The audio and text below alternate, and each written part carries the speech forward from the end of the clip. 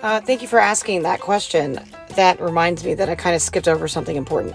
So we're going to call this part 4.25 because it's going to be more than one part, and it's going to be in between part 4 and part 5.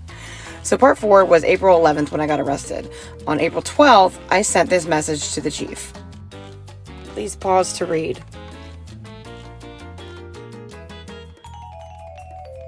Pause to read. Pause to read again. So basically in those messages, I'm like, since when do you guys get to tell me my lease is invalid?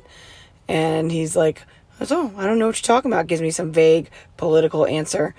I knew that he knew exactly what I was referring to. And then he goes off on me for telling him what to do and how to run his department because his ego's on another level and out of control, and he's a narcissist, in my opinion. So those messages were shared between the 12th and the 13th. And then after he sent me back that long message, giving me a piece of his mind, he posted this on Facebook on his official page. He starts out with a little dad joke. The graphic is pure satire, but the reality is, and I believe Abraham Lincoln said it best, you can't believe everything you read on social media.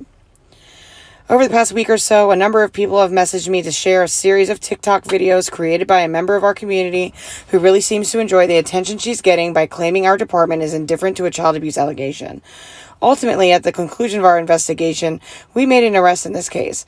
Of course, our video producer believes social media pressure led us to act. Ridiculous. And then he goes on to cite, whatever their core values are and what partnerships they have with the National Center for Missing and Exploited Children and validations they have, blah, blah, blah. He says he doesn't want to give me any additional notoriety, but, I'm sitting behind a keyboard and disparaging the work their people do, so he felt he needed to respond and let the community know they're safe. This isn't the first time that Katz has tried to shame somebody for asking for accountability or for calling the department out for something that really all he needs to do is say, I hear you. Thank you for bringing this to my attention. We're not perfect. We'll continue to work on things.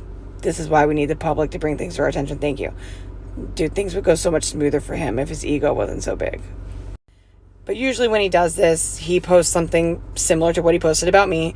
And then his little goons that suck his dick every day, they come and they talk shit about the people for him. And it makes him feel better. I'm going to have to make another part to this.